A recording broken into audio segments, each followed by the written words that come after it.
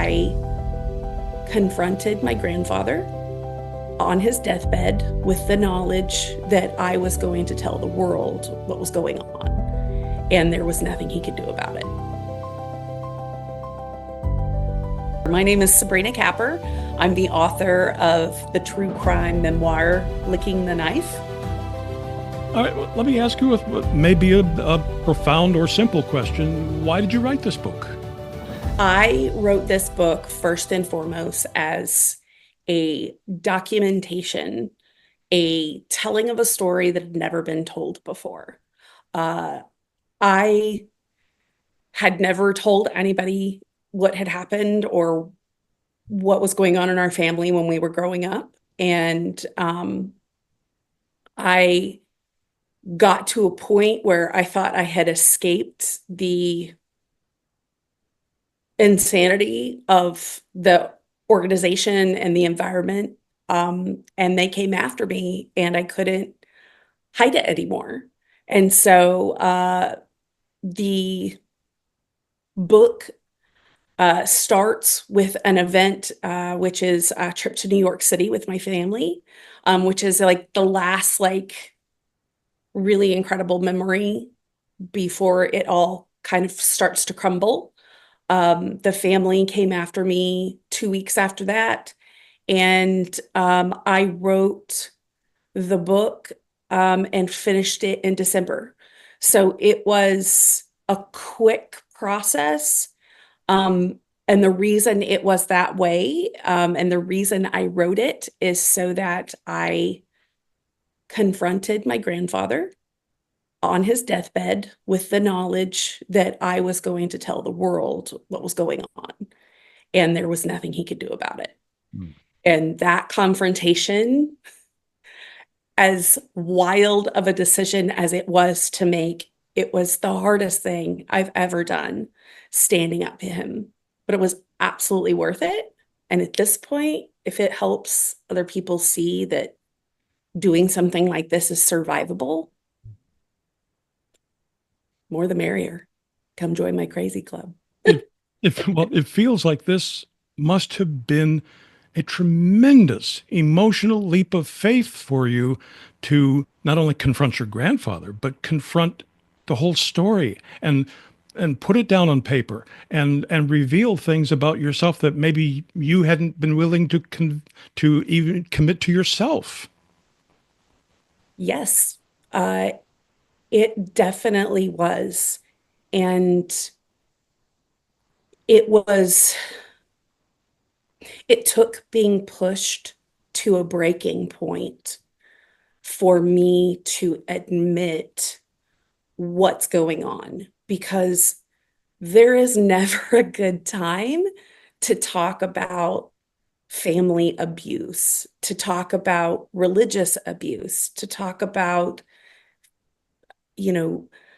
organized crime that was going on in my family. Like, everyone knows, but everyone is complicit, so they all continue to cover. I am completely ostracized and shunned by 90% of that family.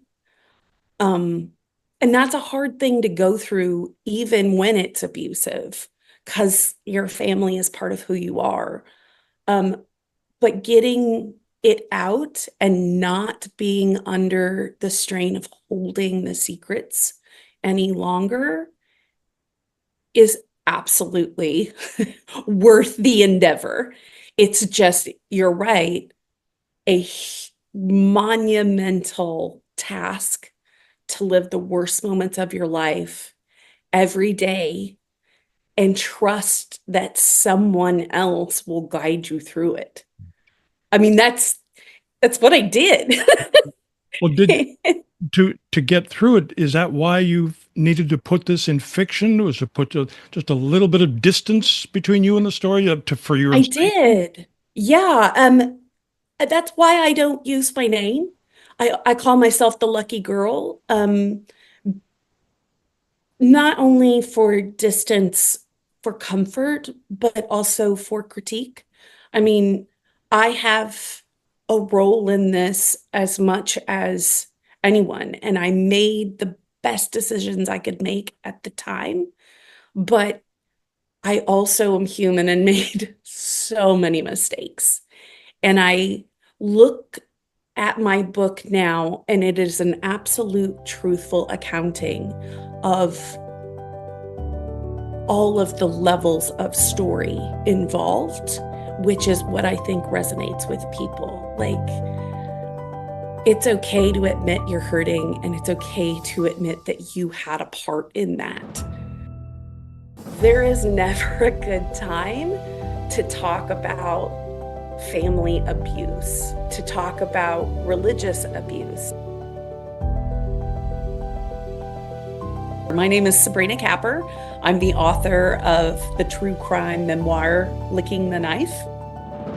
Do you worry, though, that putting it in fiction might give some fuel to those who have long accused you of making this whole thing up? Oh, absolutely. I mean, they are angry. They are calling me a liar, and calling me greedy. Well, you and I both know making books is not No. it's not a power play. I was definitely making more money in my previous career, and the amount of money that would head my way for doing the job I did at the level I did far exceeds anything I will probably make from this book. However, the people who have called me a liar don't know. They just don't know. They're church people who protect the narrative. The people who do know, the mother, my aunts, they've never denied that this happened. It's just I'm making it sound worse than it is. And that's what I think the big lie is that there's a lot of big stuff that happens, a lot of bad stuff, and it's downplayed because it's so egregious or so uncomfortable. And I look at what's going on in this country now, and it's uncomfortable. And I I am okay, or I learned to endure discomfort very early in life. And rather than use that as a shield, I've decided to turn it and use it as a platform from which to talk about being uncomfortable is survivable, living under the kind of pressure to be perfect or to keep these secrets of our grandparents and our parents is not. Like that's what drives people to self-harm. That's what drives people to addiction. And if we if we just have a little more compassion for each other. And you've been getting strong response to your book, haven't you? I have. I've been getting great response. It's it's so Does, exciting because, does as that you surprise? mentioned, Honestly, does that surprise you? yes. Really? Oh my God, yes.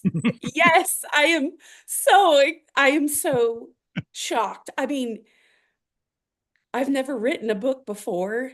Mm. I've never even written a short story. I never wrote a poem. I never painted a picture. I I have a friend who said freedom of expression requires freedom.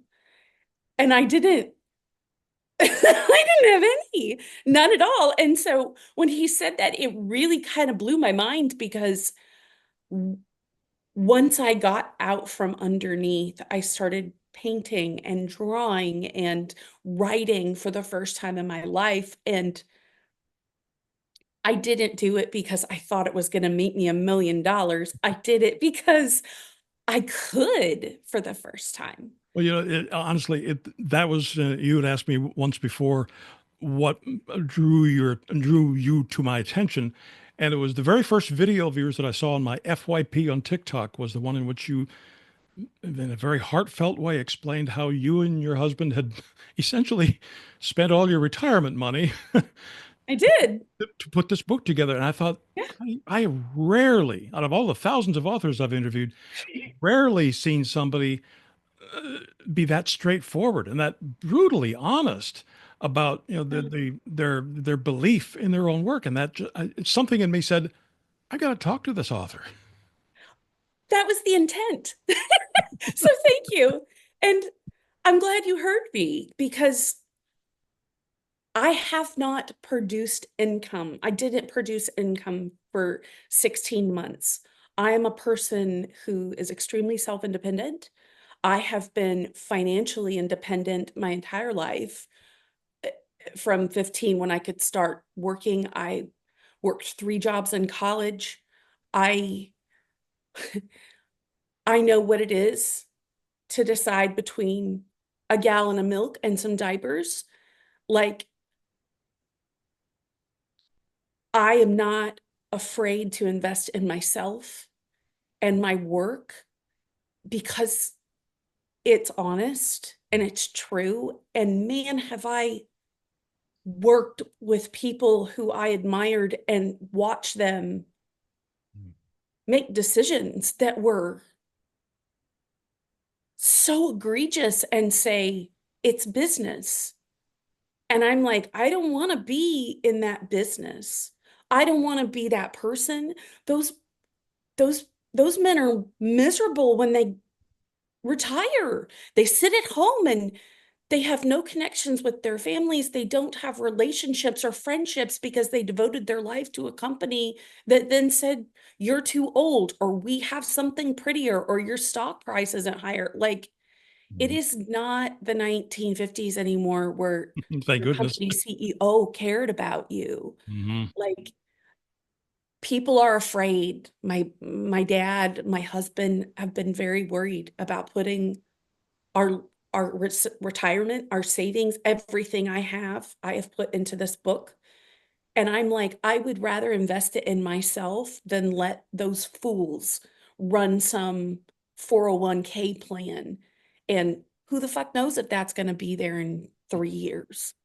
I mean, let's be honest, like, the stock market goes up and down all the time. Like, I'm a better investment. I know what I'm capable of producing, and I'm very pleased that people see that and say, I'll go along with you. Because I don't think they want to do that with Target right now. That's true. Like, let's stand behind what we're doing here. So, once again, the name of the book is Licking the Knife. Sabrina, thank you so much for speaking with me today. Thank you so much, Bill. This was an absolute delight.